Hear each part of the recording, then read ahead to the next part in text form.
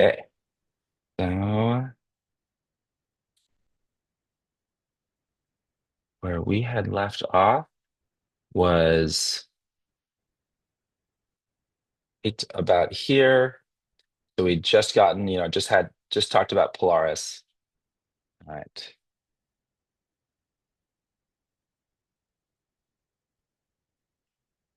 So I don't believe that we had gotten into the never rise and always and the circumpolar regions of stars. Does that sound right to everybody? I think we left off Yeah, right around we did. here. Okay. All right. So when we're thinking about the celestial sphere and how it relates to our view, then one really important way to do this, both in terms of the importance of the stars themselves and because it helps us understand it, is talking about the circumpolar region. And these are just stars that never set in your night sky. So depending where you are on Earth, there are going to be some stars that don't set. They never dip below the horizon. And that would be true throughout the year. So these stars would always be visible. They may, you know, dip down very low, but close to the horizon, but they will never actually set. And just by set, that just means to go below the horizon. So, when we think about the moon and the sun, though their paths are, from nearly to the east where they rise and then they set, very far to the west. Stars can sometimes rise and set pretty close to, like, due north or due south. So you can, so it's a little bit different in that case, right? Where, a star might spend most of its time up in the sky and only a little bit of time below the horizon. But of course, the circumpolar stars do not spend any time under the horizon. Okay. And we can see that region of stars represented on the celestial sphere. So, like, this would be stars at a particular latitude that never rise or set. All right. And particularly a northern latitude would have these these type of stars be circumpolar. And by these type of stars, I mean the ones that are near the celestial North Pole. Those obviously the North Star, Polaris would be among them, and the other stars and constellations that are around that section of the celestial sphere. The ones with those coordinates of declination and right ascension. Okay, so there we go. Always set. I think that idea is clear. But notice this formula right here, where it says that this particular region of the celestial sphere, the circumpolar region, is defined by this equation. Now, this is what we call an inequality because it gives us a range of values. But besides it just being a mathematical expression, it's also a sentence, like so many math equations. And it just tells us that these stars have declinations, so that would be the declination of these types of stars between positive 90 and positive 90 minus your latitude. So whatever your latitude is, you would plug it in. So if you have a latitude of, 48 degrees, you'd plug it in and you have 90 minus 48. That would give you your 32 degrees as 48, actually 42 degrees. It would give you your 42 degrees as your value on this side. And then you would know that the circumpolar stars range between positive 90 and 42. Okay. That's how we define these type of stars. Okay. They have a counterpart. There's the stars that we never see. So we've got these circumpolar stars that are guaranteed to be visible year round. So, you know that you can always find this constellation in the sky if it's in that circumpolar region. The never rise region are stars that you will never see at a particular latitude. So for those of us to spend most of our time in the northern hemisphere, there's going to be a ton of stars that we've never seen. I, for example, I've never been south of the equator. I've been, to some pretty south locations, but never south of the equator. So these so-called southern constellations, those that have, coordinates on the celestial sphere that are very near the celestial south pole, so that would be like declinations near -90. They're just not visible to this part of the planet. We never see them. All right. And that set of stars and their declination is given by a very similar formula, but it's opposite because it's going to give us very, significantly negative values. So it would be -90. This is the declination. And remember, -90 represents the celestial South Pole plus your latitude. That's the lower limit of the never rise stars. And then the upper limit is just going to be -90 because you're not going to see a star that's located at the south celestial pole unless you're, honestly, unless you're, at or below the equator. So that, I mean, because this is the extreme case, a star located right at the south celestial pole. The highest latitude you could be at and have any chance of seeing it would be the equator. But of course, then it would be right at your horizon, and then you'd have to be south to actually see it. Okay. And here we have the stars that rise and set. So, a good number of stars are neither circumpolar or never rise. They're stars that behave like, over the duration of a single night, behave like the moon or the sun, in that at some point they rise above the eastern horizon, they take some arcing path across the sky, and a number of hours later, they're going to set. It may be that the sun rises before they set, so they don't, you never see them set, or they're already in the sky once the sun sets and stars become visible. But if you were able to see them, they would rise or set. Okay, so we'll get back to that question.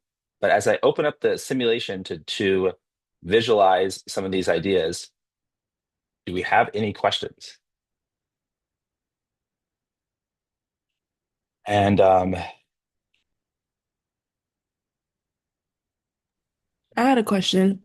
yep. So going through that equation, if you go back to the last page, so basically you're saying that you input your -90 plus your latitude, and then you put in like what does that little arrow mean? Like, Yeah, so those represent, hold on, I have to grab a tissue. I thought I had one at my desk.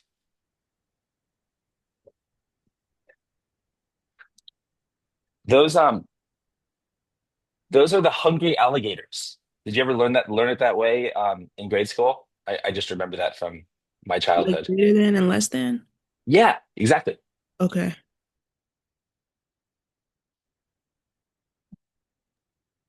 That's exactly it.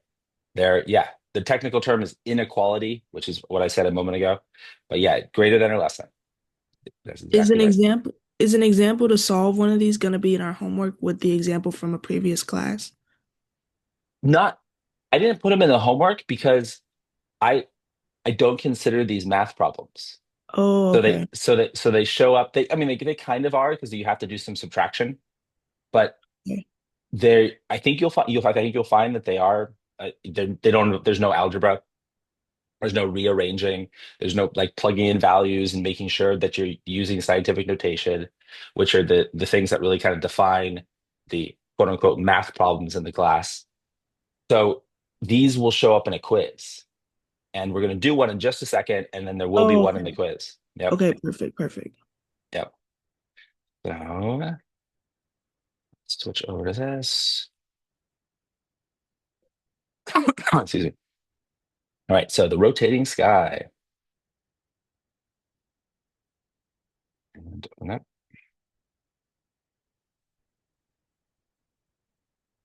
I want to take a quick step back and show you something. So, okay, I'll even show you the first one actually.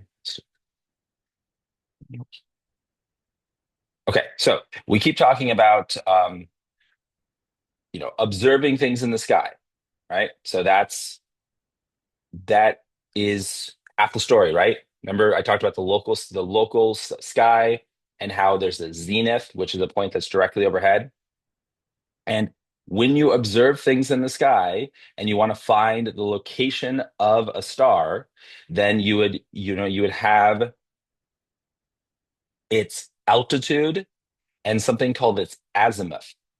I actually haven't used that term azimuth yet, and you won't be responsible for it in chapter two, but it is going to show up in chapter three. So, put a pin in it for now. But we did talk about the altitude because you remember the zenith was an altitude of positive 90.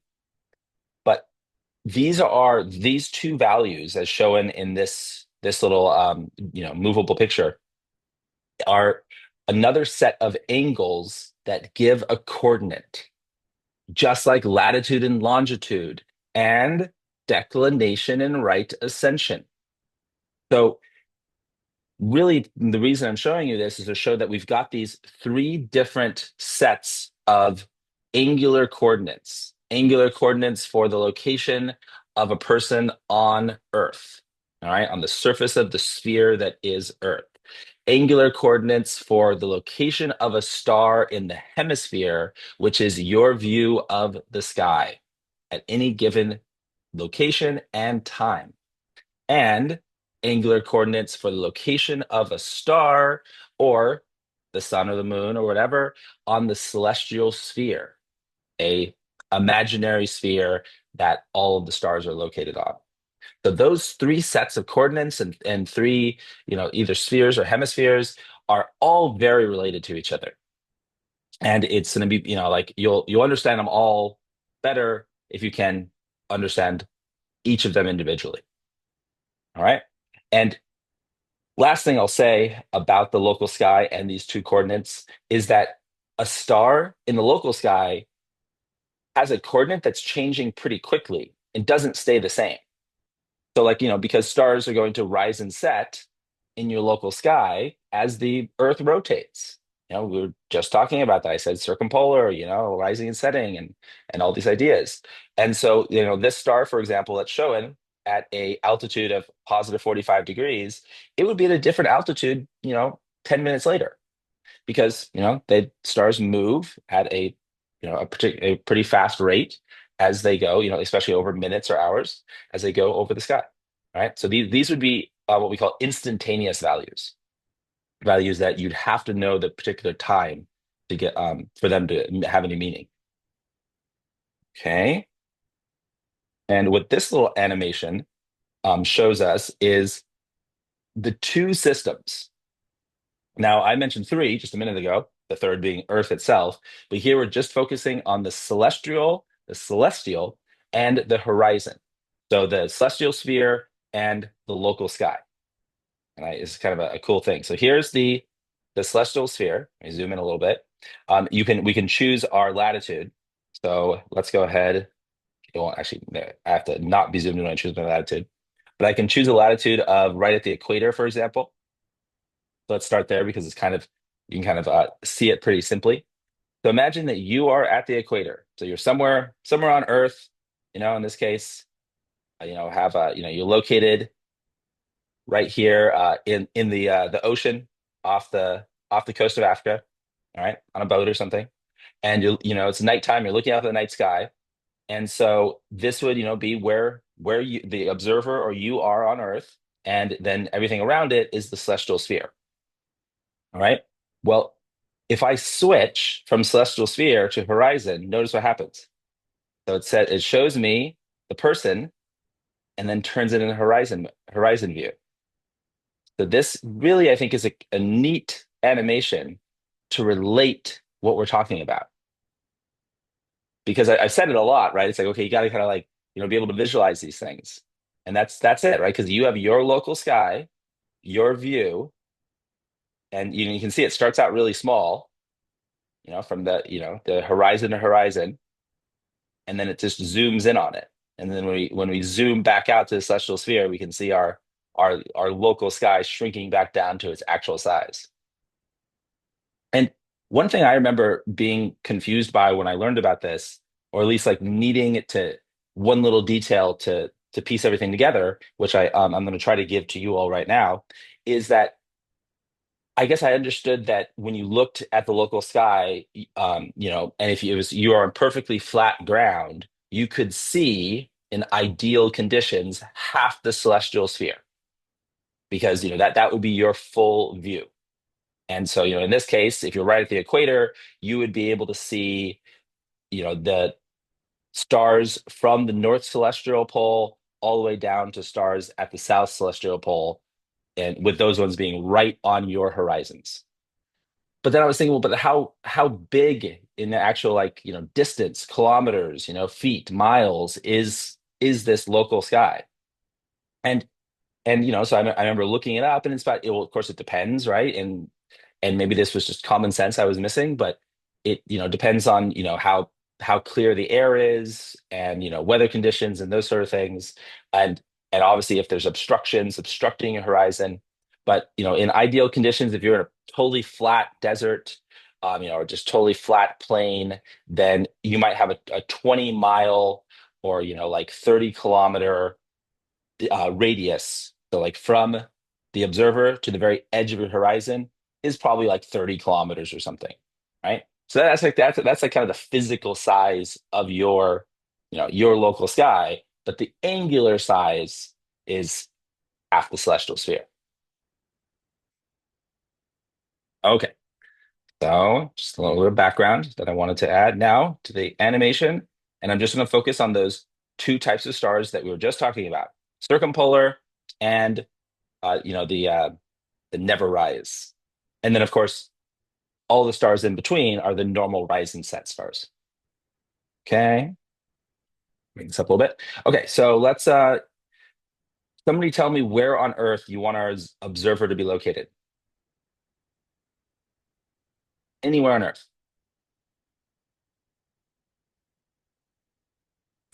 Phoenix, Arizona. In Arizona. All right. I'll try to, yeah, so I'll move them over to there. That looks about right.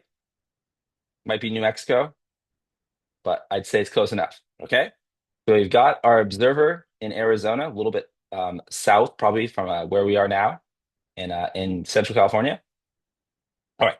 So far so good. Notice the latitude and the longitude.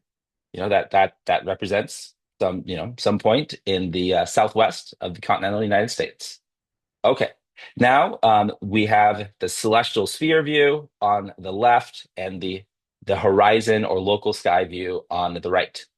Now let me turn on the first of all circumpolar region. So notice the circumpolar region shown in both views. In the local sky or horizon view, the circumpolar region looks kind of like a yarmulke on someone's head, and it would be, the stars towards the north direction. So if you got out a compass, it'd be, towards the Earth's north pole, because it's also towards the celestial North Pole, and you would find stars there that would just circle. So if you were to track them, they would take a circular path and never dip below the horizon. And then those same stars represented on the celestial sphere represent this little region at the very top of the sphere. Okay. All right. I need one more location somewhere not in North America from someone else. Sweden. All right. And that's kind of similar to the concept question that they asked in the very next one, which I don't know if that's why. 'Cause you're like, hey, that'll prepare me for getting the right answer. But of course, you can always look ahead in the slides. Let's do it. So let's go up to our Nordic countries, and we have Sweden, Norway. I always forget if Sweden is the one in the middle, and Norway is the one that is farther all the way to the west. I believe so. Obviously, Finland is the country that's further over. So we'll make this guess. This is my close approximation of an observer in Sweden.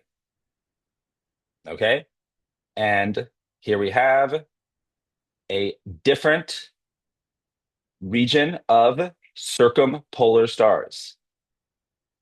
What do you notice about the circumpolar stars in Sweden compared to in Arizona?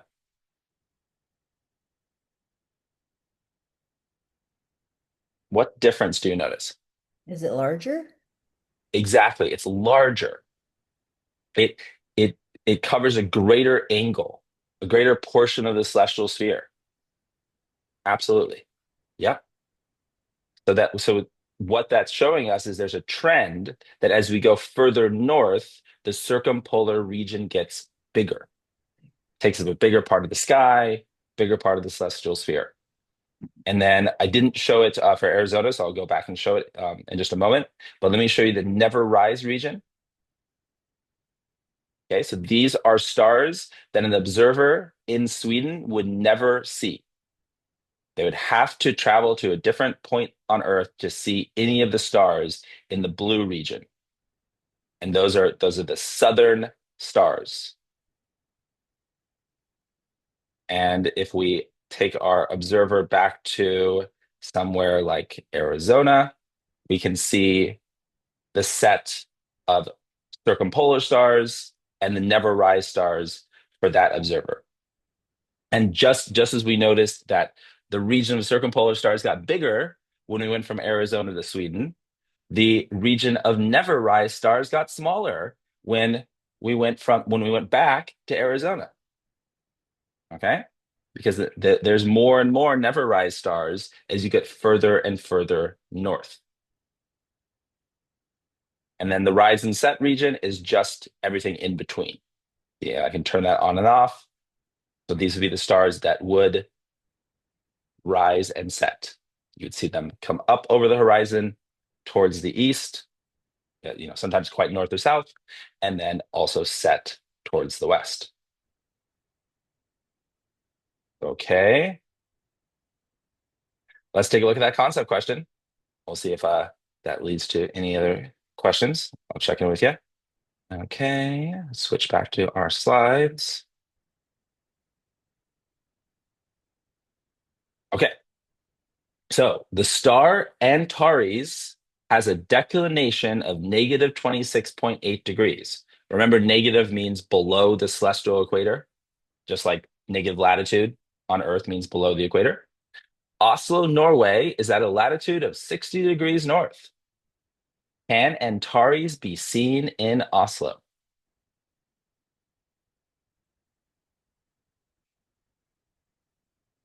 What do you think? I say no. Okay.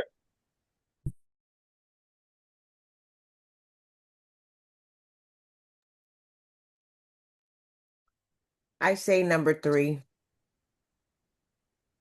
Okay. So we got some totally opposite answers. We got a no, not at all, and a yeah, absolutely, always visible. Okay. Feel free to put your answer in the chat if you don't want to turn on your microphone or can't.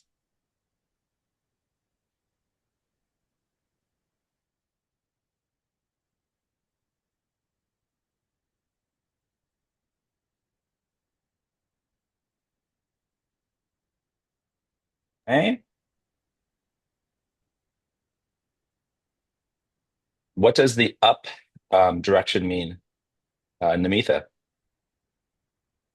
Is that a typo? Ah, okay. All right. Almost everyone says two, although we did just get a vote for one. Okay. So remember the formula, and it is two. Okay. It does rise and set. How do we know? Well, check it out.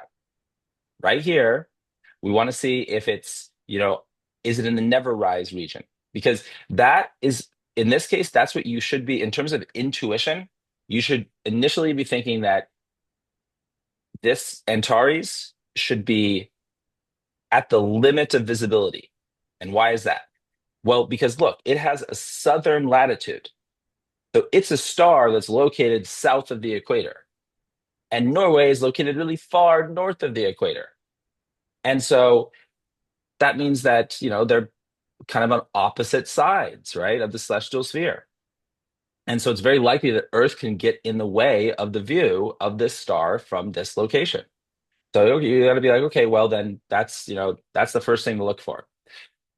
In terms of a shortcut, I'm gonna tell it to you, but obviously the fail-safe sure way to do this is to work with those greater than and less than expressions we saw. But the shortcut is you just look at the absolute value of the declination and the absolute value of the latitude. So just ignore any negatives. In this case, of course, the latitude is positive, so don't worry. And if those two values sum to something bigger than 90, then you know that the star is in the never rise. Okay. And so if you look here, well, the sum is 86.8. So you're like, okay, that would be the way to say that it's at the limit of visibility, but it would rise and set. And if we actually use the formula, we would look and we'd say, okay, well, is Antares located in the never rise region? Well, the never rise region for Norway would be -90 plus and also Norway, plus the latitude. Well, what was the latitude? 60. That means that the lower limit of the declination of never rise stars would be -90 plus 60, which is -30. And -30 is less than, in other words, more negative than -26.8. So that means that Antares is not located in the never rise region. Okay. Does that make sense to everybody? No. I know, I know. And it's Kinda. just gonna take repetition. Okay. And you just have to do more examples of this. Okay. And also just give it a day to sink in and circle back around to it. And so like, so the videos that I was talking about, um if you want to, you can go to that website with the simulation, and they actually have activities that you can do in order to understand what's happening with the view of the sky.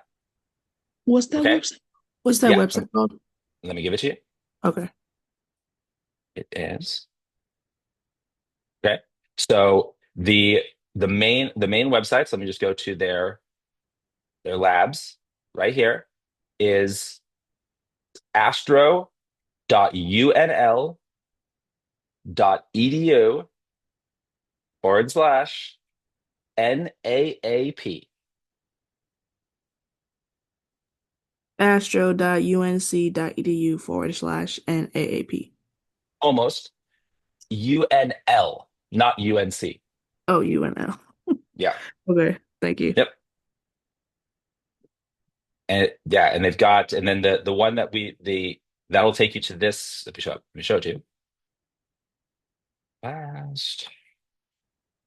You had briefly seen this when I navigated over, but that'll take you to the main page, and then the simulation that which is also, you can see it's listed as a lab, that I was just showing you all, is called the rotating sky. So easy name to remember because that's what we've been talking about, right? And you over here gives you a little preview of it, and then you can go over to the student guide, the rotating sky, and it'll talk about doing some examples. So, would this take extra time? Absolutely. But it would really help you understand it if you feel like this is just not making sense. Okay, so let me head back over and we'll continue on. How are we doing on time? Looks good.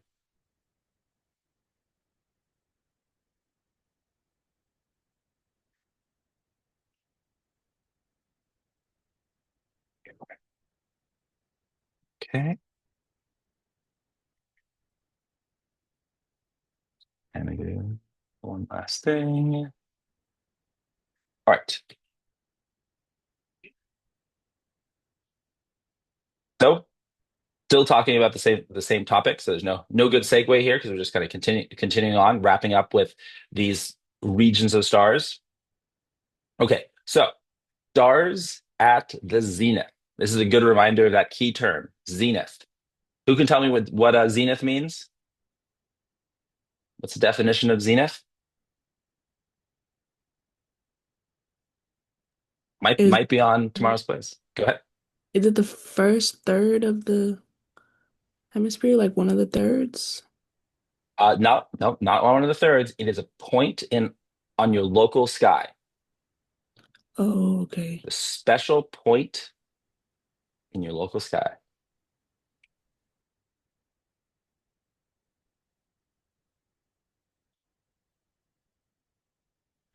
Did you already provide the answer, or do you still want people to answer it? I would still like an answer. The point directly above it or above the celestial equator. Close, but it's directly above the observer. Oh, okay. Does that make sense? Yeah. Yeah. So yeah, if the observer was at Earth's equator, then their zenith would be well, the celestial equator. But it's just a point for you, right? You're looking at the sky, and if you look straight up, then that is your zenith. So it's a value that shows up in the observation, the local sky, or the horizon view. So a a good tool here, I talked about that shortcut of summing up the angles to figure out if a star is visible. Well, this is kind of like a similar shortcut where any star that is at your zenith, it will so it will pass. So any star that passes through your zenith as you view the sky has a declination on the celestial sphere that is exactly equal to your latitude. So if you can find a known star and see that it's directly overhead at some point over the night, right? Because maybe you see it kind of getting higher, and it's like it's taking that arcing path, and then it rises, it kind of arcs right through the zenith. And obviously, this to do it accurately, you would need some sort of measurement tool, and there's all kinds of ways that people have done this historically and continue to make measurements in the sky. So then you would have location of that star. And if you know its declination on a map of the celestial sphere, because remember, those values don't change significantly over time, right? Then you'd know your latitude.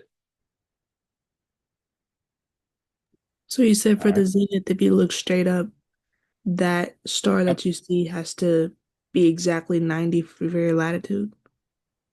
It has to have a declination that's equal to your latitude. Oh, okay. So yeah, so if its declination on the celestial sphere, is 40 degrees north, then you know that your latitude is also 40 degrees north.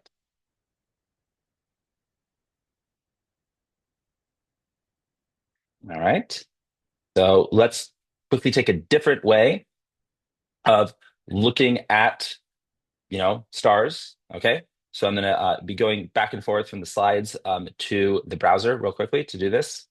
So just to give you a quick preview, this is going to be using Stellarium. So actually a night sky simulator as opposed to just a visualization tool like the labs I was showing you. So it's just going to show what the night sky looks like, which might be a good counterpoint of the that zoomed out view of the Earth. This is more like what we'd actually see. All right, and we're going to look at Polaris at particular points on Earth. So we're going to always look at Polaris, the same star, and we're going to view it from Mexico City. And I'm not going to do all of them, so we'll skip over San Antonio. So we'll do Mexico City, Lincoln, Canada, a place called Churchill, Canada, which you can see is pretty far north. Notice that they've just chosen locations that are progressively further north. And then finally, Resolute Bay, Canada, which is way up above the Arctic Circle. and then the North Pole.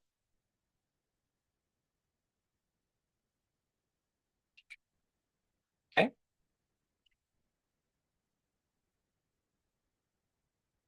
So I just clicked on the first link. I clicked on the Mexico City link, and we're looking at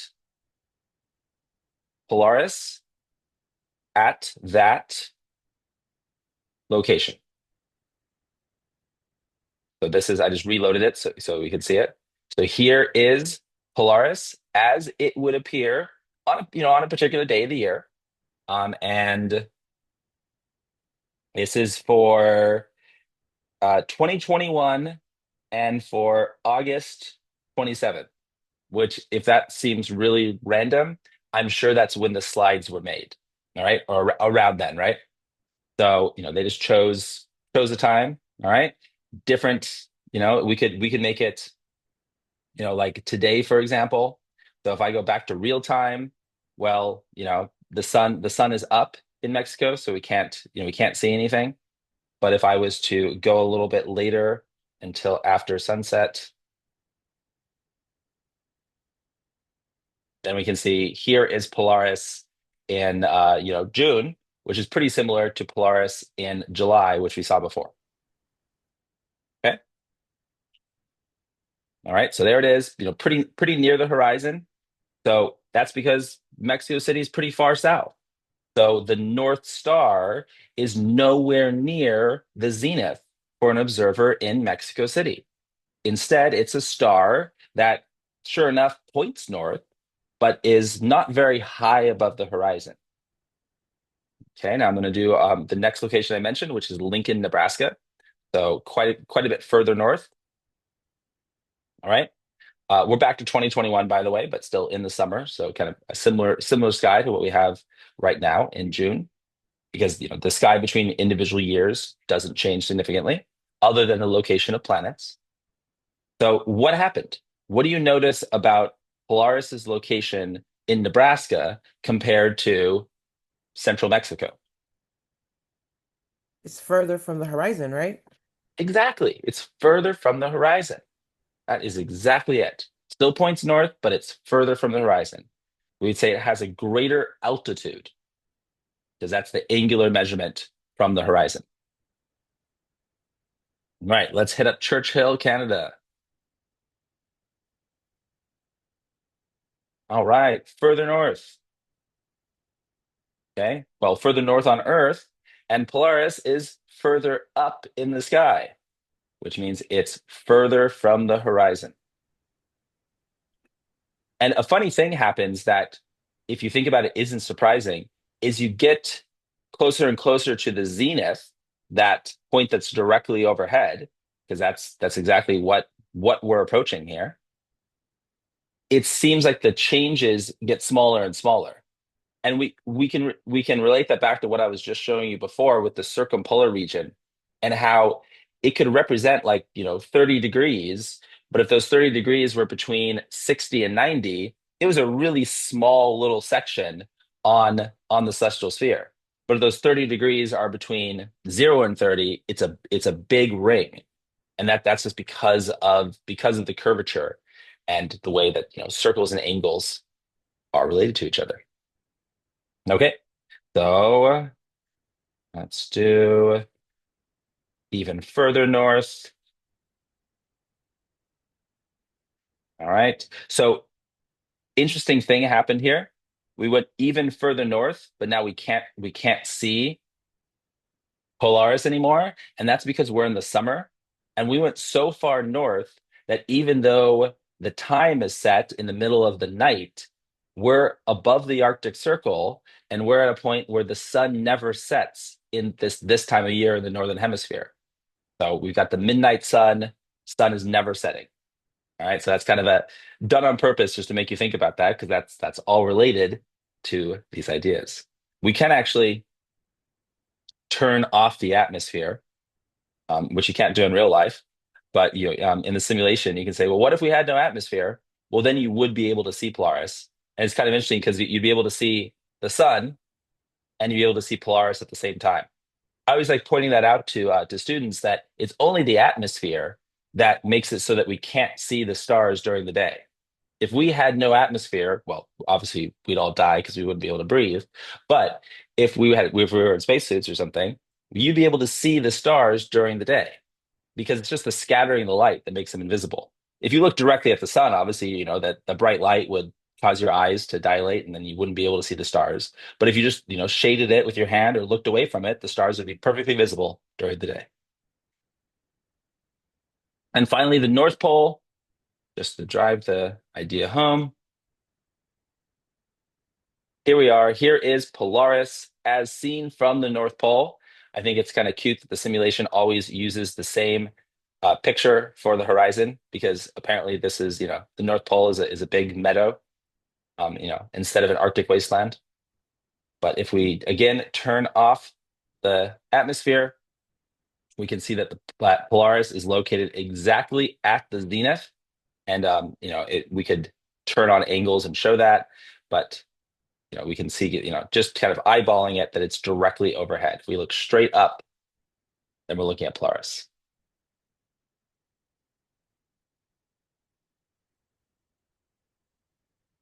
Okay. Does that make sense to everybody? In a sense, so basically what you're just seeing how in different areas in the world where the star Polaris relates to how far it is from the horizon. Yes. Okay. And why are we doing that? Um, to see the difference between each place, like in relation to the horizon, like where it's at, or is Yeah. that it? Oh, Yeah, we are. There's more though. Because I'm going to ask a leading question because I think we can quickly get there. What is the declination of Polaris? On the celestial sphere, what is Polaris's declination? I don't remember the answer for that one. Yep. And I wouldn't normally ask, or expect you to know the declination of some random star. We've hardly talked about it, and you're not expected to memorize a bunch of declinations and right ascension values for different stars. But Polaris has a very easily remembered declination. And we actually did see it in a concept question in the slides.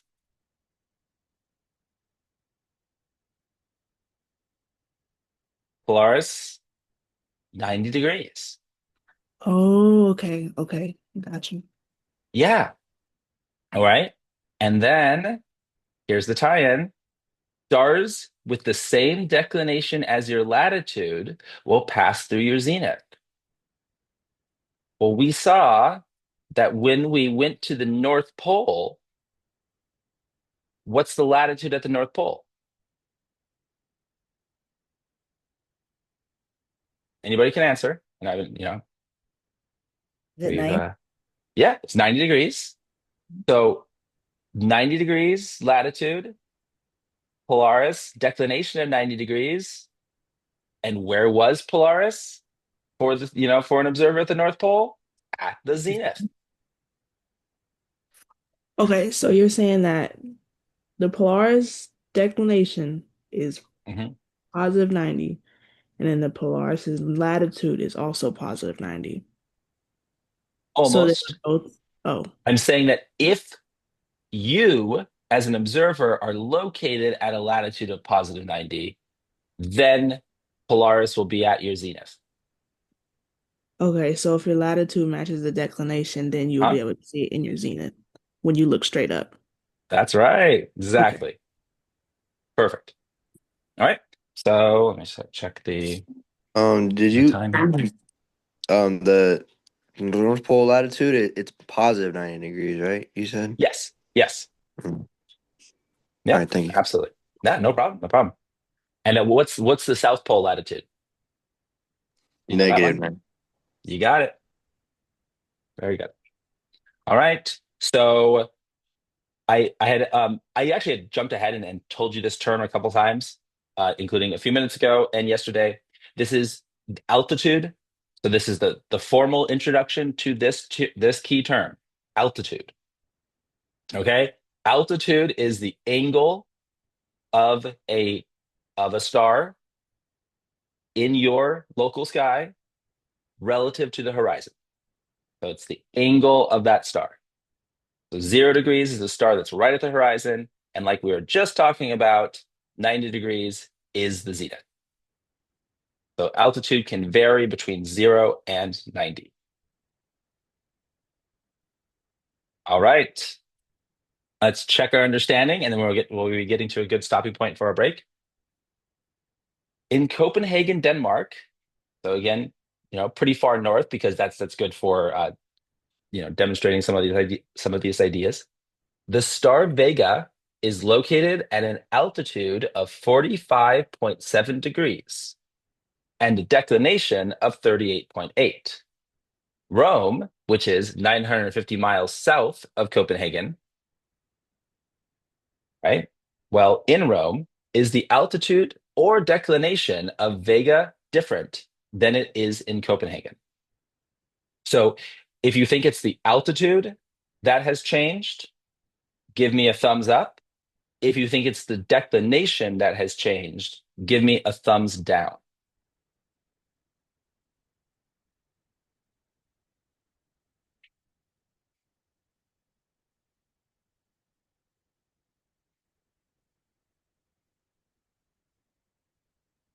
Which do you think has changed?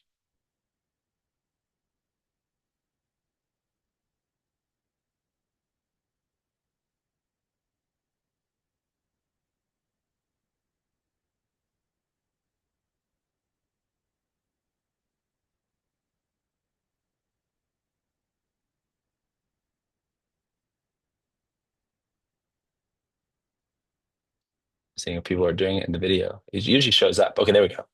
Nice. Got a thumbs up. Okay, good, good, good. Cool. Thank you for those of you that answered.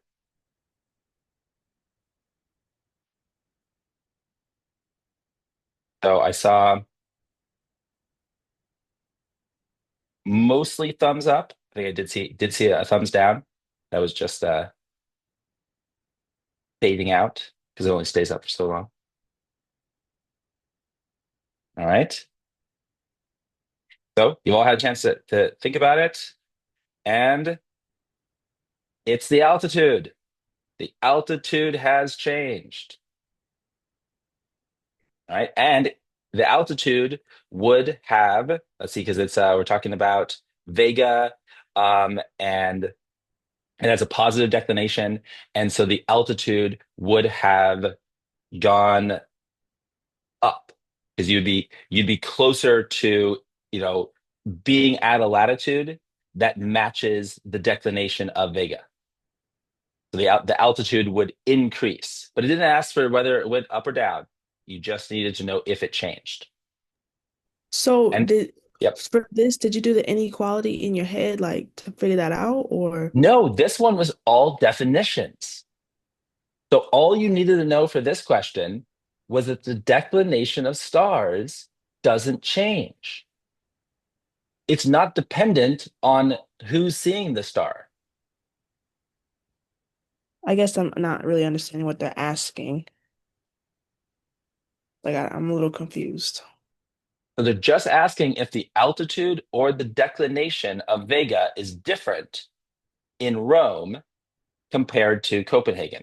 So two different cities separated by a big distance and a big latitude. So one is much further north than the other. So if you see that star, will it appear at the same altitude? No. But will that star have the same declination? Yes. So a star, no matter where it is, will always have the same declination, but the altitude may change. Exactly. Okay. Exactly. Okay. Yeah, Okay. because Makes sense. declination is like, just like, San Francisco always has the same latitude, that a latitude and longitude defines a fixed value for a city. Same for stars. Declination and right ascension are a coordinate that never changes, not significantly. And that's just because there is a tiny change throughout the year and over time, but nothing even nothing greater than a few thousandths of a degree. So we can say that to a good approximation, it doesn't change. So latitude, longitude, and declination never change because they're coordinates that have to remain. Yeah, Okay. exactly. Good.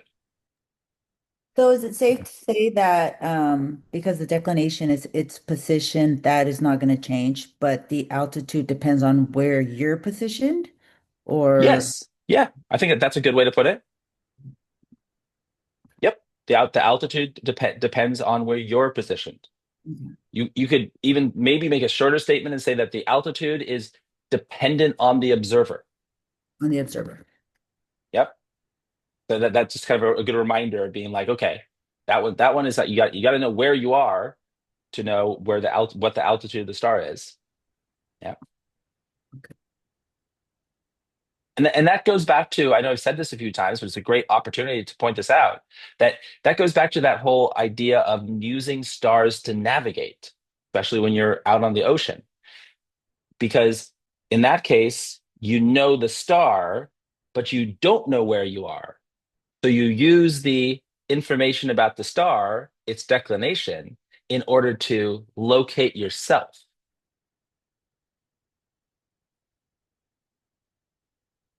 All right, I got another one for you. On the celestial sphere, the stars appear to move in circles around which point?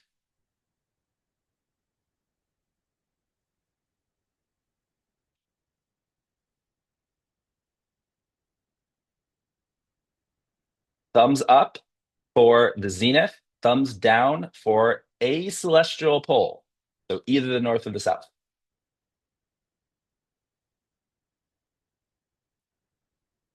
Okay. I saw some thumbs. And you can throw a thumb in chat too if you want to just use the emoji. But it's handy that it recognizes the hand too. So that's kind of cool. I like that feature. Either way. Okay. I think I've got people that are gonna vote to vote. So you want to throw in a last minute option? Seems I think I saw all the same answer. Feeling fairly confident about it. And here is the answer: a celestial pole. Okay. Nothing special about the zenith in terms of star behavior, right? Because that's just the observer. But they do move in circular paths around celestial poles. And these are what the circular paths would look like with a time-lapse photograph. So if you got out a camera and you mounted it and left a long exposure, you'd be able to see all the paths of the stars, and you'd see them take circular paths around the celestial pole. In this case, it's the north celestial pole, and we can even see that they've labeled Polaris. Notice that Polaris is not exactly at the north celestial pole, in which case it would be a dot because it'd be motionless. Instead, it's very close, but it does take a little tight circle. And all these other stars are taking circles. And notice that, obviously the horizon here is not all the way down to 0 degrees altitude because there's some trees obstructing our view. But if we go down to, to kind of like right at the tree line, we can see that there are quite a few stars that are making a complete circle, a circle that is not interrupted by the horizon. All of those stars would be the circumpolar stars for this particular observer at this particular latitude. And the ones that So, rise and set. Yeah, go ahead. so I had got that question wrong, the one we just did, and I Hmm. was wondering, um, so it says on the celestial sphere, the stars appear to move in a circle around either the celestial pole or the zenith. Hmm. I thought it was a zenith because that's like your view of where you look up, but is it wrong because of like if it was to move in a circle around your zenith, then it would mean that the coordinates are changing or something? Like the coordinates are not remaining the same, or is that why? Or Yeah, yes. That's a good way. If that helps you think about it, yes, absolutely. It means that like the coordinates don't follow you, and the zenith is just your view.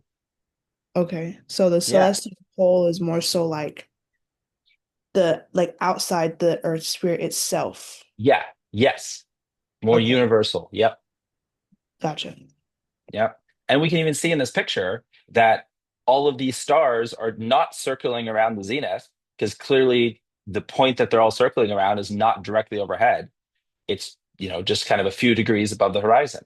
And that's because this picture was taken at a latitude that's not very far north. So, probably like, the southern United States or something. And the altitude of Polaris in your sky equals your latitude, which is just another way of saying what we've said a lot of times. Okay. Essentially, that's just saying that, a star at your zenith is equal to, it is equal to your, a star's declination at your zenith is equal to your latitude. Well, now they're saying, okay, well, we know the declination of Polaris, we know it's 90 degrees. And so then we can use that known declination to directly relate its location, its altitude to your latitude.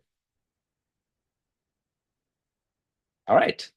That's a great stopping point. Good opportunity for a 5-minute break. A little bit later than we've done previous days, but still good timing. All right. Let's just closing that out. Okay. Okay, so I'm gonna mute everything on my end. Go ahead and pause the recording, and I'll come back to you at 9:15, and then we'll wrap up lecture 2. All right, so let's do that. Resume. All right, and actually, speaking about moving through the content, I want to skip over a little bit of these first few slides, and I'll tell you why in just a moment. Okay, so this section is all about movement on the celestial sphere. We haven't talked about that. We've talked about observing the celestial sphere at different locations and how our view can change. But the celestial sphere, importantly, has been totally fixed because we've only been talking about the stars, which don't move on the celestial sphere. They are fixed in place. And I made an analogy and said they're like cities that have fixed latitude and longitude. Stars have fixed declination and right ascension. Okay, but there are things that move on the celestial sphere, not move over at a rate of like minutes, but over days or even years. And those things are the sun, the moon, and planets. So these are wandering objects on the celestial sphere. And that's because our view of them changes as our relative positions in the solar system change. So, of course, they would move. They'd essentially be in front of different stars. So, the slides introduce the idea of parallax to help kind of explain why our views of the sun, the moon, and planets change throughout the year and over the years. I don't actually want to get into this too much because we don't need it right now. Not going to be on the quiz or the homework for chapter 2. We are going to see parallax when we get to chapter 4. And so it's absolutely, important, and we'll circle back around to it then. All I want to say now is just a quick definition of parallax. And as you see on the slide here, it's the apparent movement of objects due to different viewing positions. So, like if we're looking at a forest and we move to the left or the right, different trees will line up or become closer or further away to other trees because the trees are at different distances from us. If all the trees were, literally a row, then they would stay a row depending on, how we looked at them, right? But even then, if we went to the one end of the row, we could have it so there, the front one is blocking all the trees behind it. So for example, if I moved to the left, the pine tree would move kind of towards the deciduous tree, and we could move further enough to the left so that the pine tree would become behind the deciduous tree. That type of change of view, which we all kind of take for granted, is just how we see things, is called parallax. That's the name of the concept. And then this is where I'll cut off that we can use parallax to measure distances. All right, so parallax is used to measure distances, and that we actually won't even need until chapter 19. So that's where we really put this concept to use, is in chapter 19. So that's way off in the future. All right. So then they talk a lot about the angles. They don't do, they don't do any trig. They just define the angles. But even this, I wouldn't hold you even responsible for these definitions. All right. Okay. So don't worry about it for now. Back to motion on the celestial sphere. So, celestial sphere, imaginary sphere that surrounds Earth. Stars live in fixed spots on the surface of the celestial sphere. We were just talking about that, right? Planets, the sun and the moon, move along the surface of the sphere. They don't stay fixed. So check it out, right? Sun, probably the moon is the white one here. Purple could be, some planet like Jupiter or maybe Saturn. The red dot here could represent Mars. And different points in the year, they would move. See? So if you looked at them at different dates, they would have different locations. The stars don't move. See? The stars remain fixed. So they're the background over which the moving objects, the wandering planets, and the sun and the moon, right? That's the background to their movement are the stars. Okay? And when it says planet equals wanderer, it's referring to the root of the word. So the word planet comes from a word that meant wandering star, because that's how the ancients referred to the planets. They didn't know that there, were actual gas planets and rock planets. Because they, of course, look like stars, and they just know that they didn't remain fixed like all the other stars. Okay, so the most important moving object in the celestial sphere by far is the sun. And we know that the sun doesn't actually move. We orbit the sun, but from this point of view of the celestial sphere and with the imaginary concept of the celestial sphere, the sun moves through it. So we have a path that the sun takes. All right. And that path is complete every year. So the sun gets back to whatever point it was at, whatever value of declination and right ascension it has at the beginning of the year, which you can define however you want. There's no astronomical significance to defining the beginning of the year as January 1st. So that's just some particular point. It's kind of near, of course, the solstice, which has an astronomical significance, but it's not exact in any way. But if you went back to January 1st, the sun would return to that same point. If you were to look at a smaller segment of the night sky, so think of like your horizon view, your local sky view, you would see something that looks like this over many days or weeks. If you observed where the sun was located relative to stars. Now, these are stars that you wouldn't be able to see, right? Because if the sun is there, then they can't see the stars, unless there happens to be a total solar eclipse, right? Which of course are very rare. Then that's the only time you'd be able to see stars, near the sun. But you could, find out what stars are there by looking them up. Okay. And quick, interesting fact, and some of you may know this, that the stars that form the constellations associated with the zodiac and their timing over the year, so the months that correspond to those different zodiac signs and their constellations, well, those are the constellations that are near the sun at that time of the year. So, for example, if you have, the constellation Leo, right? Well, that's like associated with, with August, I believe. And so if when the sun, in August, the sun is in front of the constellation Leo. So it'd be like the stars, kind of like if this was August, the stars right behind it would be the ones that form Leo. Right. So that's actually how they're defined. I had a Okay. question. Yeah. So is the sun, so the sun doesn't move, it's fixed, but it also moves across the surface of the celestial sphere? Like, Yes. So the sun, in an actual sense of orbit, we orbit the sun. So the sun doesn't move, we move around it. And that's because of forces, gravity, Newton's laws. But from the point of view of the celestial sphere, the sun appears to move through the celestial sphere. okay. Yep. It's not real motion. It's just tracking it. And that path is good.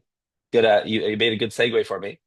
The the apparent motion of the sun and its complete path that it takes once per year has a special name. It's called the ecliptic. So the ecliptic is the path of the sun through the celestial sphere. So there'd be different dates at each point along the ecliptic.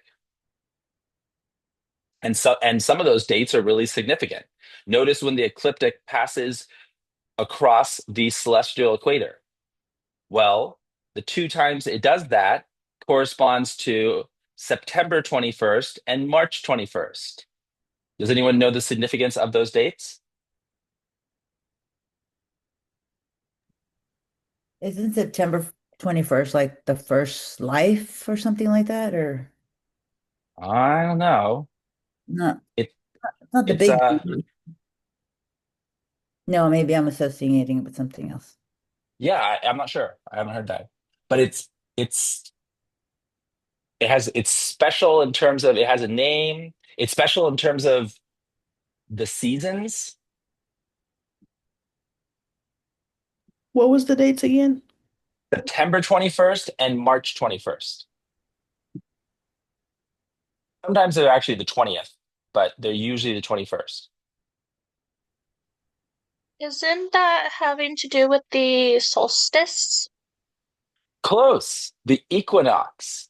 The fall and spring equinox, right? Yep. Yeah.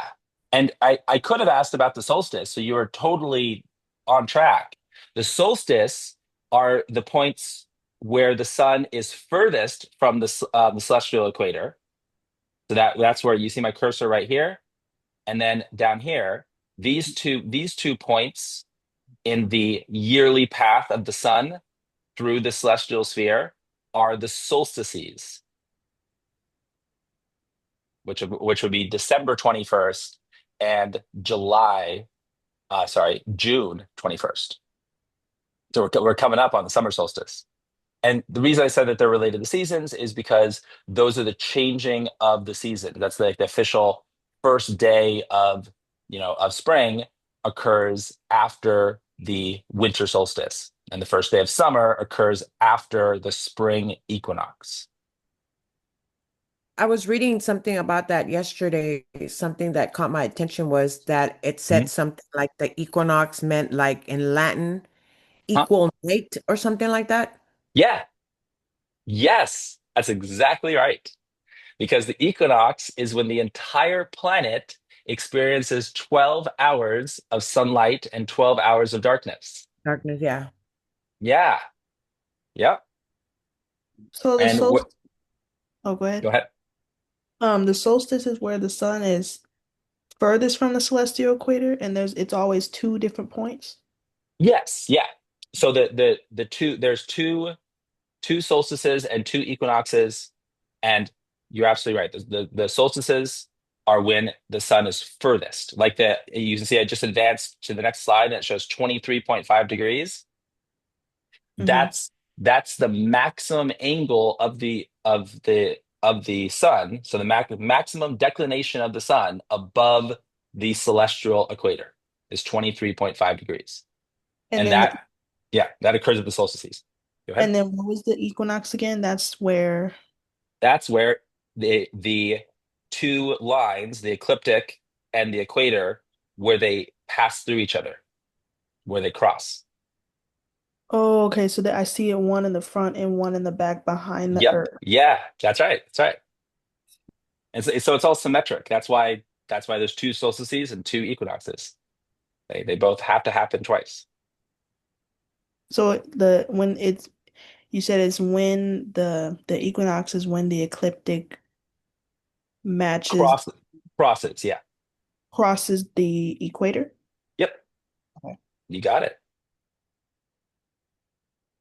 Is And this question, excuse me, is this question going to be maybe in our quiz or anything like that about the dates, what the equinox and the yes, yeah, that definitely would be fair game for the quiz. The definition of the ecliptic would be fair game. Some of the details about the seasons and all of this, I actually will save for chapter 4 because we get back to it and do talk about it in more detail then. But just the just the basics would definitely be appropriate for a chapter 2 quiz. So the ecliptic is The apparent path of the sun through the celestial sphere. and that's on the 21st September 21st and March 21st. No, those are called the equinoxes. So the Oh, those are the ecliptic, yeah, yeah, yep. And I know nothing on this slide says equinox or solstice. That's all just things we started talking about. Although we will see some of it. Eh, Mostly just worry about the definition of the ecliptic, and because honestly, the details about all these special points are going to be more important in chapter 4. I I brought them up now, hopefully not to confuse matters, but to motivate why we would care about this. Okay, so I'm going to go through a couple of slides here, just talking about kind of what it means for the ecliptic to be tilted. Remember, 23.5 degrees, the way it is. That tilt and that maximum declination of the sun, above the celestial equator, is because of Earth's tilt. Because Earth's axial tilt is 23.5 degrees. And it is no coincidence that that is the same as the ecliptic tilt. One causes the other. The fact that Earth has an axial tilt is why we have an ecliptic that doesn't line up with our celestial equator. And to make more sense of that, let's compare it to, well, first, here's a good picture of it. All right. But then we're going to compare it to other planets in the solar system. So this is just really clearly showing Earth, with, continents and oceans, the North Pole of Earth, the South Pole of Earth. Notice the ecliptic. See how it's angled, and see how that angle exactly matches the poles of the planet. Okay. So that ecliptic is this. So the ecliptic has the same axis as the Earth. The so the oh, I circled the wrong thing. So the thing that has the same axis as the Earth. So the dashed line is the celestial equator. I misspoke just a second ago, and I started. I'm like, wait, the poles are that way. Because Okay. in this picture, they've tilted the. We usually see it like this, right? So we usually see the celestial equator as being exactly horizontal. But notice in the previous slide, they tilted the celestial equator so that the ecliptic was exactly horizontal, was lined up with the slide when with the screen. Well, that's the same in this more detailed figure here. Is the ecliptic is as is labeled right there, is lined up with the screen. And now the planet with its poles, North Pole, South Pole, and its equator, that black line, and the celestial equator are tilted. What's cool about this figure is look, they even label December, winter solstice, June, summer solstice, and the sun in March. don't specifically say what the names of the events are, but they do point out the different months and September over here. Any questions about this so far? Oh, I So guess this is go ahead. just the axis of the celestial equator is the same as the Earth axis, and then the ecliptic is its own separate portion. That doesn't necessarily, I mean, it correlates, but it's not like the same axis. It kind of Yeah, goes on its yeah. own. It's like someone's like wearing a belt, but that belt is like tilted. Oh, okay, okay. Yeah. And the reason that the ecliptic is tilted is because of Earth's tilt. So that gets back to what I started saying, that when we look at Earth's axial tilt, it's 23.5 degrees.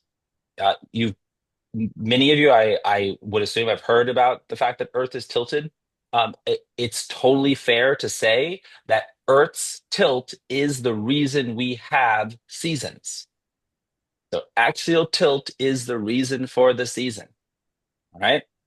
And that's a cool idea. And we will talk about it quite a bit in chapter 4. And I've said that a couple times, but that's just a good reminder. Okay. Now, but not all planets, certainly throughout the universe, but even in our own solar system, have axial tilt. For example, Mercury, the closest planet to the sun, right? Just a rocky, fairly small planet, actually quite similar to our moon in many ways, has almost no axial tilt. Its North Pole and South Pole are lined up with its orbit. In other words, they're lined up with the ecliptic. So notice that the ecliptic overlaps the celestial equator for Mercury. In other words, the ecliptic is specific to the planet, not to the observer, right? So you could be in any place on Earth and you'd always be talking about the same ecliptic. But if you go to a different planet, you've got a different ecliptic. All right. Here's Venus, also almost no axial tilt. It's 2.6 degrees, so bigger than Mercury, but much smaller than Earth. Pluto has a really dramatic axial tilt at 57.5 degrees. So its ecliptic is significantly tilted relative to the celestial equator. And finally, the largest in our solar system is Uranus, the planet, the gas giant, second furthest planet from the sun. It's almost turned on its side. Because its axial tilt is, you know, approaching 90 degrees. It's 82.3 degrees. So do all planets have an axial tilt? I mean, except for the first one that had just the 0.3 or something like that, but Yeah, so it varies. And there's usually an explanation, a good reason why some planets have it and some don't. So there's really there's a whole slew of different axial tilts and a lot of explanations about why they exist and why they don't. Interestingly, you notice that we didn't talk about Jupiter and Saturn. They have almost no axial tilt, and that's kind of true of the really big gas giants. But I don't want to get into all these planetary ideas because that would be really getting ahead of ourselves. But there are some neat explanations about why different planets have different axial tilts. But suffice to say that they vary quite a bit.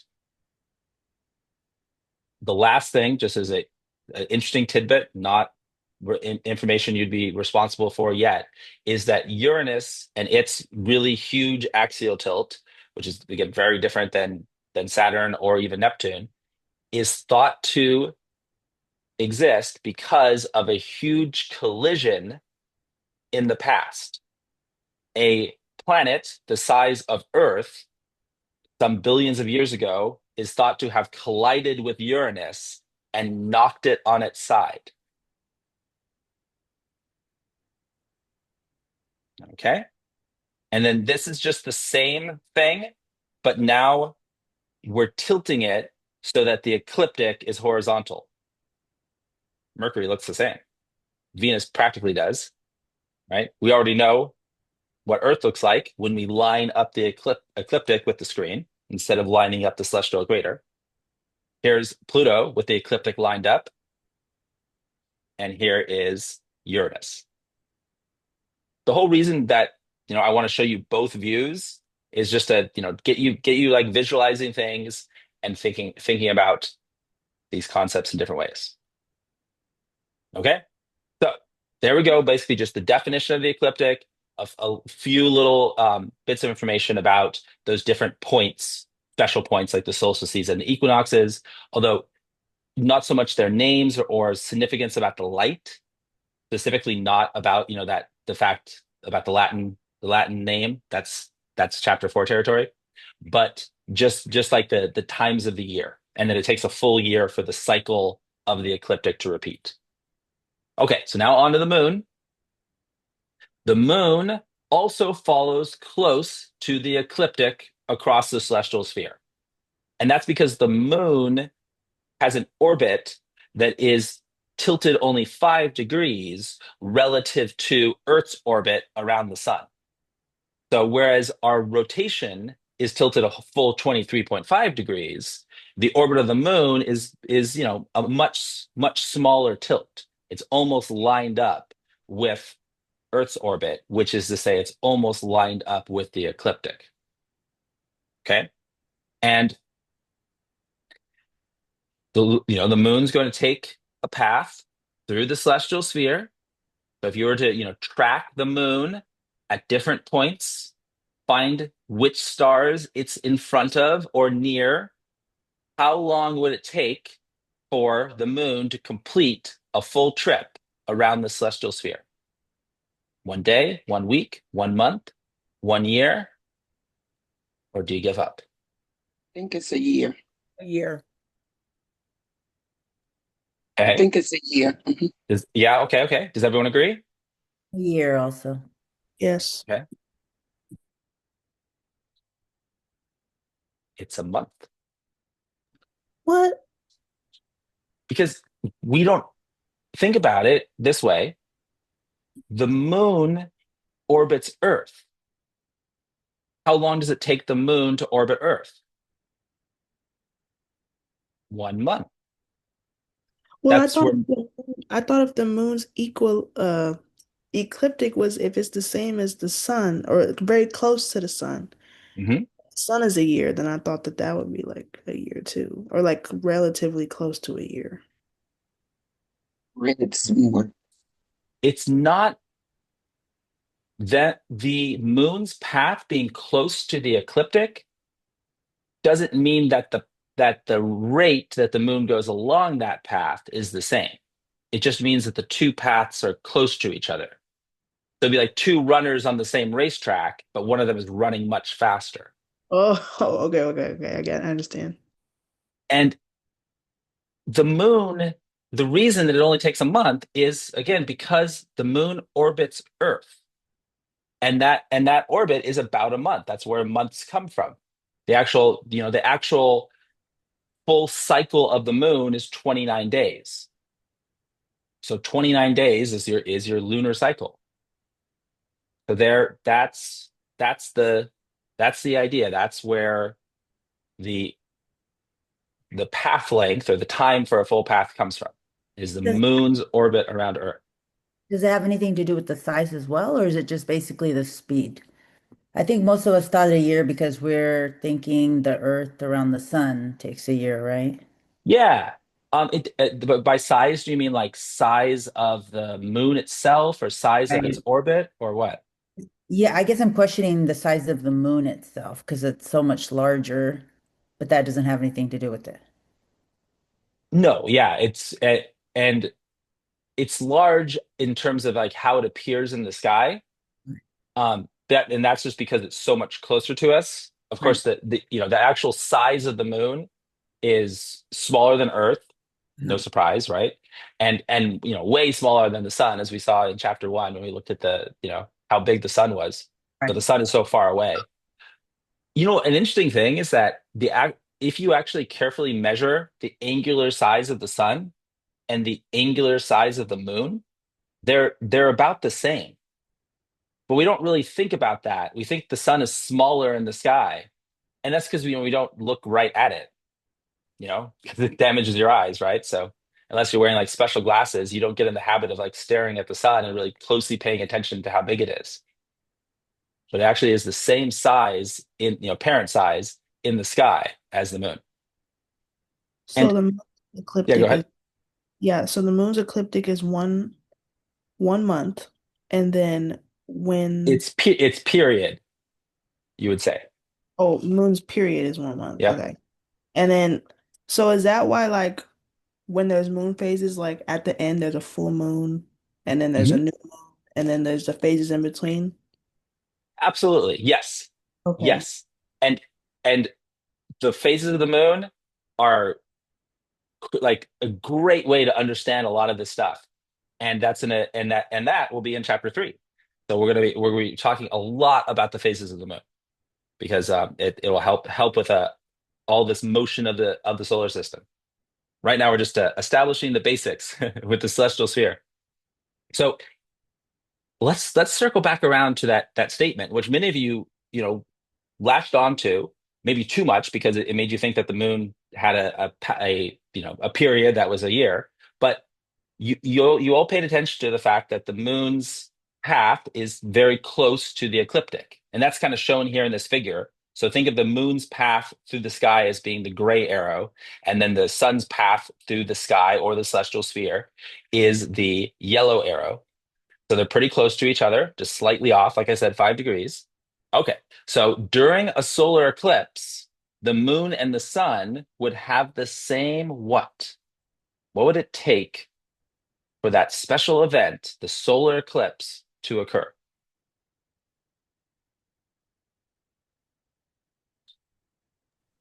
When the sun goes behind the moon? Correct? But then which of these answers relates to that? Would that be declination? Okay, so you think that they have to have the same declination? I think the same position. Yes. Yeah, the same position. Is position defined by just declination? No, the ascension, right? So Uh-huh. I say, Yeah? number I say number Three. both declination and right ascension. Yes. Yep. I was trying to lead you in that direction. Excellent. Yep. So and yeah, I saw beforehand that I guess some people were guessing one, or it given a good yeah, answer is one. Some said two, and well, there you go. It's both. So in order for the moon and the sun to line up, they have to share that same coordinate. So they have to have the same declination and right ascension. Just having one the same would not be enough because they could be still in different points in the sky. Okay. But if they have the same, then they are overlapping. And the reason that we don't have a solar eclipse every month is because they're not exactly lined up. So that's why solar eclipses only happen every few years. And they might seem even more rare than that, but that's because when they happen, they can only be viewed at certain locations on Earth. So, but they do happen every couple of years. But you have to like travel over the planet if you wanted to see every one of them. And so, but that somewhat infrequent nature of solar eclipses is because the moon is not exactly lined up with the ecliptic. It's just pretty close. All right. But that's hinting at things that we will see again. We'll get back to explaining the eclipses in more detail. And I think that one is also 3. This is definitely laying the groundwork for a lot of ideas that we're going to see again, which is nice. All right, so chat. And we're almost getting to the end here. All right.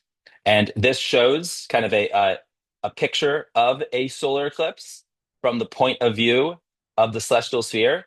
Notice how the sun and the moon are overlapping with each other.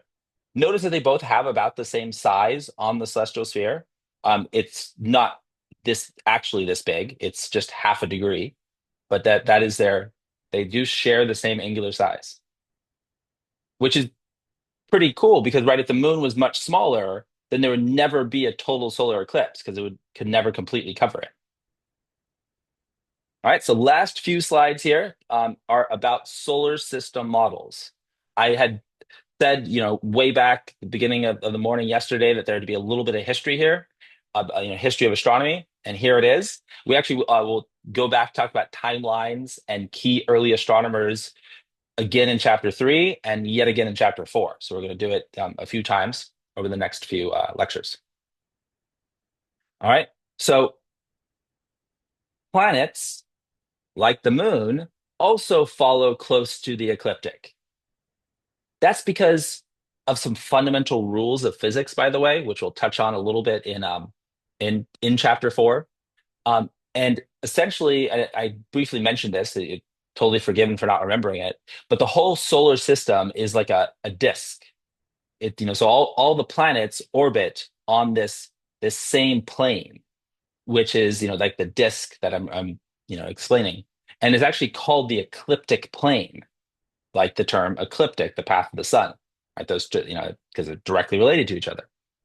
So planets, then, if you look at them, they're going to be located at those same values of declination and right ascension of the ecliptic. They're not always going to be with the sun, right? I mean, sometimes they are if the planet happens to be on the opposite side of the solar system. If like Mars is behind the sun relative to us, then we would obviously never be able to easily see it, and it would rise and set with the sun. And when you look at the night sky, you can actually see the planets make a path across the sky. Usually it's pretty sparse because there's only so many planets visible at any given time, and only a few of them are easily visible. But you can clearly see, if you know what you're looking for, that they do follow an arc. And that arc is the ecliptic, as seen in your local sky. And what this little figure over here is showing is something called retrograde motion, which some of you that are interested in astrology have probably heard about, planets being in retrograde. And being in retrograde means that planet appears to be moving backwards through the celestial sphere. Because every planet most of the time, makes a gradual progression of positive right ascension. So it's moving further and further in the positive direction of right ascension. So it's moving towards the east over subsequent days. All right. But then sometimes they start traveling the opposite way. And that's when planets are passing each other. Either a planet is passing us that's closer to the sun, like Venus, or we're lapping or passing Mars, because every planet's rate of orbit is related to its distance. And the further planets orbit more slowly. So that means the inner planets will pass them every so often, every few years, in terms of Earth years. So does that All mean right. in retrograde they have a negative right ascension? Yeah, yes. It would be they would have a negative right ascension change. So the way to say it is that they would have their rate of right ascension change would be negative. So if you looked at them over like subsequent nights, they would be moving in the negative direction. But we'll get back to talking about retrograde motion. So I'm not gonna to try to explain it fully now, because what I want you to know now is the ecliptic. What does it mean to relate altitude to declination? The ideas we've been talking about this whole morning. Those are the ones we want to focus on. We don't want to get sidetracked by retrograde motion just yet. We'll have a chance to do that later. Okay, last couple things here. History of solar system models. All right, and it's all related, right? Because we're talking about the sun, right, and how the sun appears to move through the sky. So that's why early thinkers thought that that was actually the case, that the Earth was fixed at the center of the universe and everything moved around us, including the sun, right? And the most famous early model of a geocentric orbit, and geocentric means Earth centered. So being Earth centric, centered. So this would be Earth centered orbits, is Ptolemy. Now there's obviously some other names here. Apollonius and Hipparchus were also early Greek philosophers that discussed the Earth being at the center of the solar system. But Ptolemy and the works of Ptolemy survived into the Middle Ages of Europe, and right up to the that kind of the points where science was born. These key, at least in the Western world, these key ideas that happened during the Renaissance, and then throughout the 15th and 16th century. Well, Ptolemy's works were still in existence because a lot of these early works had disappeared, but Ptolemy's had not, and they were still widely known and accepted. So people thought the Earth was the center of the solar system, and for them that was the center of the universe. They didn't speculate too much about other stars and what they were doing. This model that Ptolemy established in 147 AD and that existed, in wide use for the next 1200 years, was based on the sun just going straight around Earth, but the planets following smaller circles called epicycles. So the idea here was that the epicycles explained the retrograde motion, because otherwise there was no good way to explain why planets sometimes drifted backwards in the sky over a period of a couple weeks, every year or so. Why would that happen, Well, it was because, almost like gears on gears, if you imagine this being like some sort of clockwork machine, the planets orbited around some empty spot while also orbiting on a bigger circle around Earth. And this sort of overly complicated and convoluted model fit the observations that you could make with the night sky. Okay, and so this was the geocentric model proposed by Ptolemy and used, and not just in Europe, also used throughout the Arabic world. So like kind of like when after the fall of the Roman Empire, where Baghdad in Arabia was the center of knowledge, really throughout the entire Eurasian area, being also located on the silk trade, where that was like the key point of knowledge. Ptolemy's model was still in use, also spread to India and many of the you know the the empires throughout that part of the world. I'm not sure actually how it. I don't think it ever spread in any distinct way to China, but I also don't know what model they would have been using, say, in the 10th century.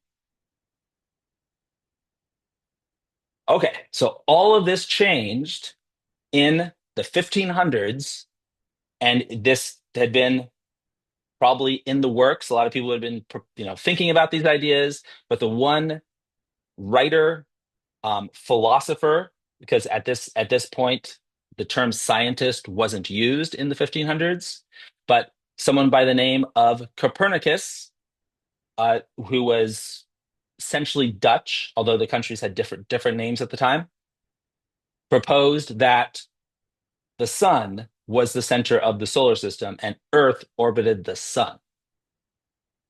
And the beauty of this explanation was that we didn't need epicycles anymore. We could explain retrograde motion because planets would pass each other in their respective orbits around the sun. Okay?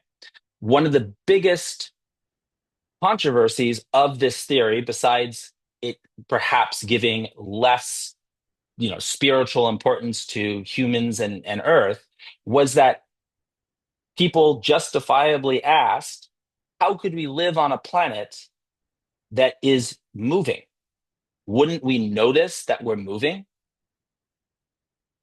And that's a pretty fair question if you think about it, especially when we now know that the current values are pretty dramatic. We're moving at 11,000 meters per second relative to the sun. So, we're flying through space at 11 kilometers per second. And then even more than that, if what philosophers would point out is, well, the only way that the sun could be fixed in place and we're orbiting it is if we're spinning on our own axis, because that would explain the rising and the setting, right? Well, then that motion seemed even more confusing to thinkers, because they said, okay, well, if the whole planet's spinning, wouldn't we all get flung off of it, kind of like a spinning merry-go-round? And again, very fair question. If you look at the velocity of the equator relative to the center of the planet, it's 400 meters per second, which is, supersonic. That's faster than the speed of sound. But people don't just get flung off the planet. Do you know why, by the way? Gravity holds you down. Yeah, gravity is really strong. It's a very, very strong force. It actually works out that the centripetal force, which is the name for the thing that would throw you off a merry-go-round when you spin it, it's about 0.1% of the strength of gravity at the equator. So if you were to weigh yourself at the North Pole and weigh yourself at the equator, you would actually show up as a different weight, assuming that your weight didn't change just because of like variations in your weight. But it would just, if you weighed like a fixed object on a good scale, really accurate, you would see it like on the hundredth the hundredth of a kilogram place. You would see a change, but it would be a small change, and it would be slightly lighter at the equator, which is actually also why there are a lot of rocket launch locations closer to the equator, because it takes less fuel, where a little bit of fuel savings can make significant. So So the just to summarize, all right. Oh yeah, go ahead and we'll wrap up. But go so ahead. how do you say that? Yeah, Ptolemy. Ptolemy. Okay, Ptolemy um for that theory, what type of orbit was it? It was geocentric. So Okay, Earth was at the center. Everything orbited Earth. gotcha. Yep. So we got our summary here. Ptolemy explains planetary motion in the sky. Copernicus also explains planetary motion. Ptolemy predicts the phases of Venus. Copernicus predicted different phases. Okay, so this was actually a way. Remember how we said that as a hypothesis needed to be testable? Well, that was actually the key of these, what set Copernicus apart from probably his predecessors that just aren't remembered by history, is that he came up with a testable result. Of course, we needed to develop telescopes, but this is at the point where people started being able to make glass with enough accuracy that you could make a telescope. Because before that, you couldn't make glass clear enough to actually make a lens. Also, when you started seeing glasses in terms of like magnifying glasses and for vision. So Ptolemy calculates the size of orbits around Earth, and Copernicus, on the other hand, calculates the size of orbits around the sun. And those would be very different values. Okay, and so once Copernicus and his model, his heliocentric model, so sun-centered model, becomes accepted, well, now you're able to get everything else can fall into place. Because once you have the correct values of orbit, then you can start developing more correct values. You're not trying to build off of bad information. So you're building off of correct information. All right. And then, of course, Ptolemy put Earth at the center, but Copernicus was just a much simpler model. It did not require epicycles, those circles on top of circles. All right, and then here's the summary. Way back, almost 1,000 years ago, we had Ptolemy in the 1400s. Born in the 1400s, but publishing near the end of his life in the 1500s. Nicholas Copernicus, and then this was his published work. Yeah, and actually published on at the the year that he died. So basically, a posthumous publication on the revolution of celestial orbs, and then that leads directly into Galileo. So it's no coincidence that Galileo was just like one generation later. And you were going to see this. I know we're basically out of time, but we're going to see this again and again over the when we refer to this timeline over the next couple of chapters lectures. Is that you have this one generation of scientists leading to the next, and it was just this cascade of ideas, and everything kind of fell into place. And then much less known name here, Hans Lippershey. No, not responsible for the name, but just the idea that this is when telescopes were invented, was in 1608. Sometimes people say that Galileo invented telescopes. He didn't, as you can see. I mean, 40 years earlier, at least 20 years earlier, and but he was one of the first to really kind of use one. But he bought the one that he used from another Italian maker of telescopes. All right. So then, and we'll talk more about Galileo later. There's the phases of Venus that I mentioned. And there we go. Ptolemy was wrong and Copernicus was right. Right? Because that testable hypothesis, that's what Copernicus proposed. Okay. So we're finally done with chapter 2. We're going to take a quiz on it tomorrow, first thing. So right at 8 a.m. Sound good, everybody? Question: Are we doing just chapter 2 or 2 and 3? Just 2. And Okay. then we'll lecture on 3. We'll get through all of 3 tomorrow, and then we'll just be one chapter behind.